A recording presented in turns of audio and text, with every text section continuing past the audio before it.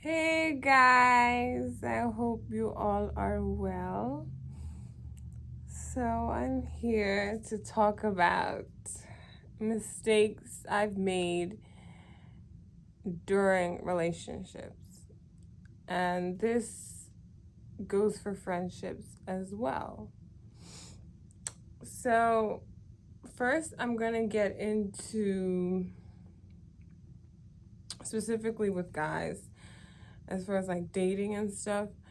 So, first, I will say I'll refer to my longest relationship, uh, 4 years. So, staying because of convenience and not wanting to start over and become open with another person, and because you know this person for so long. Okay, this also goes for friendships as well. Just because you've known a person for 4, 5, 10 years, we change. And we will come to see that, okay, I'm not aligning with this person. So you don't have to force something just because they knew you, the you that you were 5 years ago, or the you that you were at 17. The you that you were at 17 is not going to be the you that you are at 25, 26, 30, etc.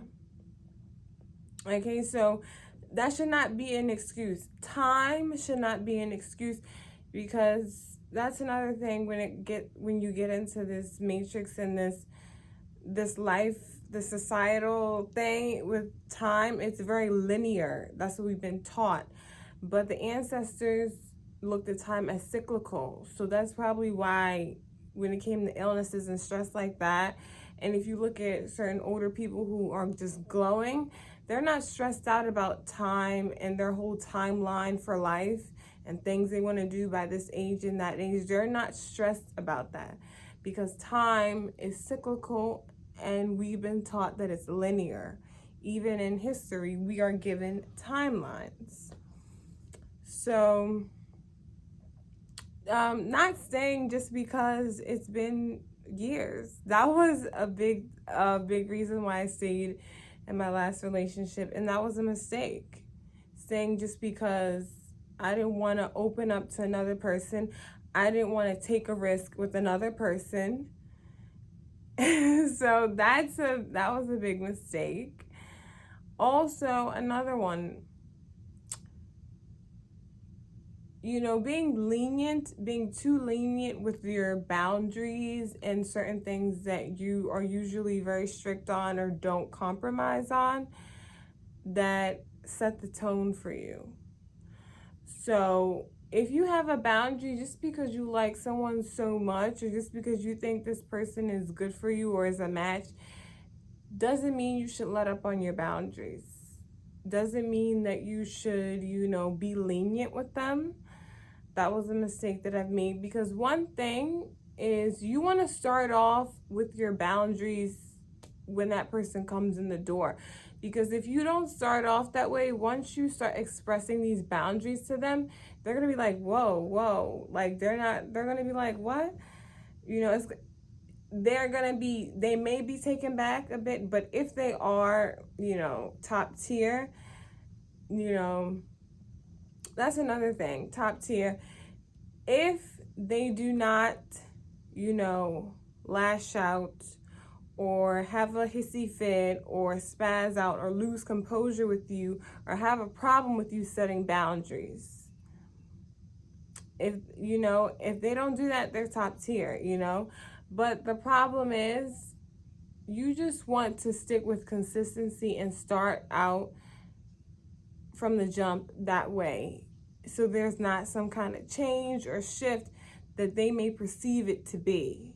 You just want to set the tone from right then and there, from the get-go, from the jump. So that's the mistake that I've made, just because this person is cool, I like them or whatever, I was a bit lenient with my boundaries and the things that I usually do with all the other guys. Just because he's the top of your roster doesn't mean you should still be lenient with him, especially in the beginning stages early on. No. Also, okay, the next one is, you know,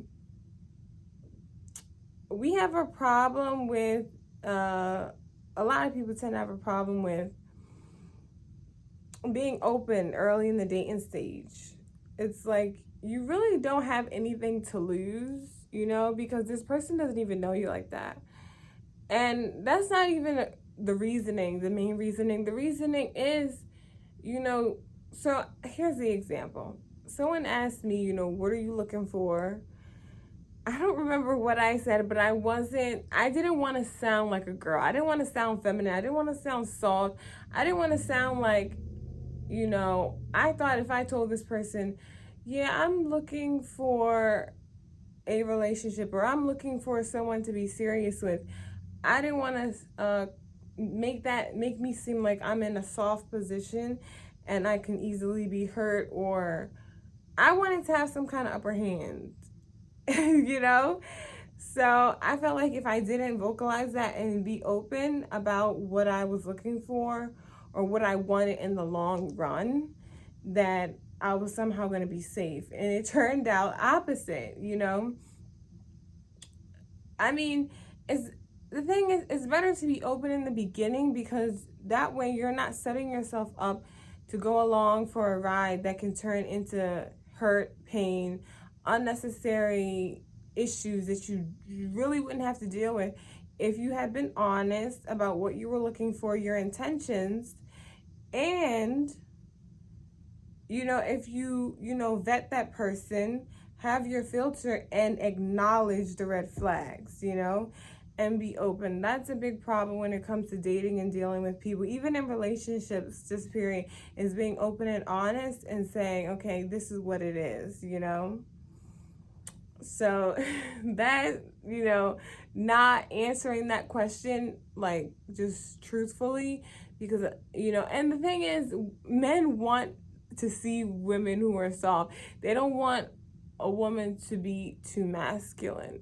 They don't want that woman who's hard up and trying to be so guarded and won't let the person in. So that was another mistake. I had this whole persona of, I don't believe in gender roles. I'm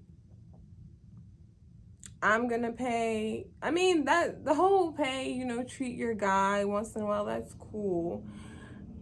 But just trying to be like, yeah, that we can do it.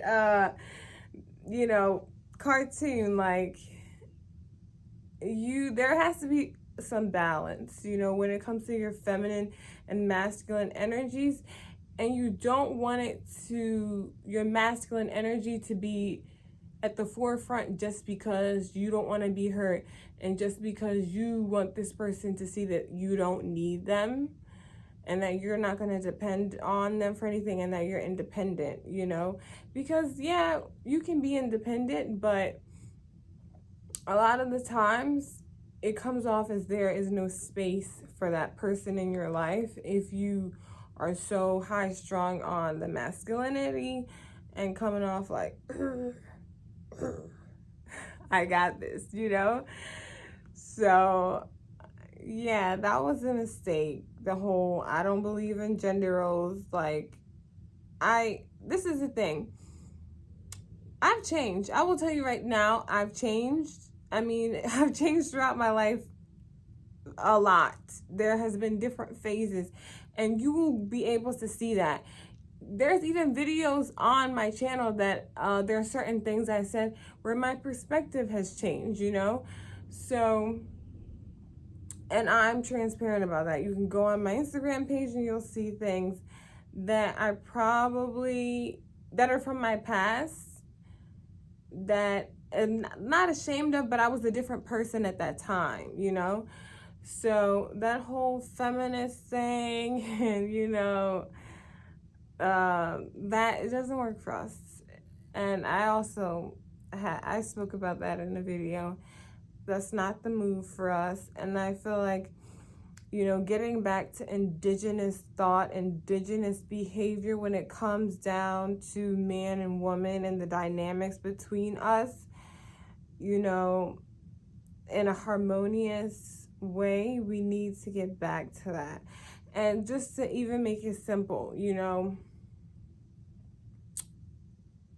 and this isn't a meme, I think, but the woman, a lot of the time, because it's a feminine energy, and then the intuition, the mysticism, it's a feminine energy. So bringing the man to his soul, bringing him to an emotional point, bringing him to face certain things or to challenge him in certain ways that involve emotion, psychology, metaphysics, that is what women do. And I'm gonna just keep it simple like that. And when it comes to the men, being gatekeepers, being the providers, because protectors and providers. And I'm not speaking in just the physical material sense. I'm talking about this person can emotionally protect you. They can be a safe space for you, the man. And when it gets down to the gatekeepers, this is something that a lot of men have failed at. When it comes to the Black community, they allowed the people in that destroyed our communities, that destroyed our dynamics. They allowed these people in. So we need to get back to gatekeeping. Well, the men need to get back to gatekeeping, because things have gotten so unbalanced to the point where the woman is now a single mother, and she is now trying to be a gatekeeper, a protector and provider, and be also a woman in that emotional, soulful, intuitive, loving, mothering, caregiving way. And a lot of times what you see with single mothers, not all of them, but some of them, that masculine energy takes over because they're constantly providing, protecting, and in their role of the masculine, which is do. When it comes to daytime is masculine, feminine, night is feminine. And what happens at night? Rest, certain reflections, certain thoughts. So, well, a lot of women, some women tend to get caught up in their masculine energy, and that takes away from their mothering essence, because they're so worried about, I gotta do for this kid, I gotta do for my kid, I gotta do for my baby, So then it gets down into, I'll give an example for a situation. It was so sad. A young child was attacked and assaulted in her neighborhood, and it's like, how did this happen? This is when gatekeeping becomes a question. Like, where were the gatekeepers? Was your mom at work? Then it gets down to what happened to the community dynamics when it comes down to, Uncle Ray up the street, who's not really my uncle, but I call him my uncle, is looking out for me. Auntie TT down the street, is looking out for me, but she's not my real aunt, she's not, biologically familial, whatever, like, I can't even say the word. She's not necessarily my aunt as far as like family tree, but seeing people as your family. That's where this I is we saying comes from. We are a communal people, and we've gotten far away from that.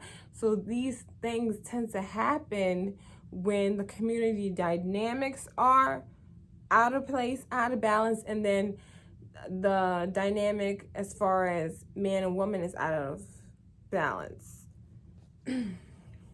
So I just went on to something, but yeah, so the whole gender role, I don't believe in gender roles, trying to have this strong feminist approach, which really is for the white women. It's not for us Black women. And if you think about how history has played out with their dynamics and the way things happen with them, it's unbalanced. And I've said this before, like, their men, like, if you think about even when it comes down to historical books and classic books, the way they treat their women throughout history has not been, you know, loving, and the way that the black man has treated his woman throughout history, you know, aka the pyramids, aka ancient Kemet, you know, ode to the yoni, you know, or praise to the yoni, praise to the woman. So yeah. Do I have any other mistakes? Yeah, so okay, well, so this is not necessarily going to be a mistake, but this is something I do want to tell you, something to look out for. Now,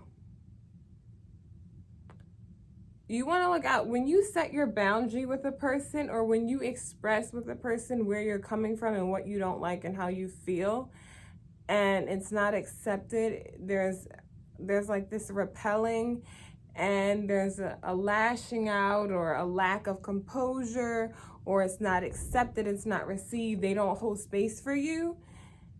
That shows that it's not really a safe space for you to be emotionally expressive, and a lot of time that has to deal with their relationship with themselves emotionally. Okay, so yes, that's it. I thank you for watching. Love, peace, blessings. See ya.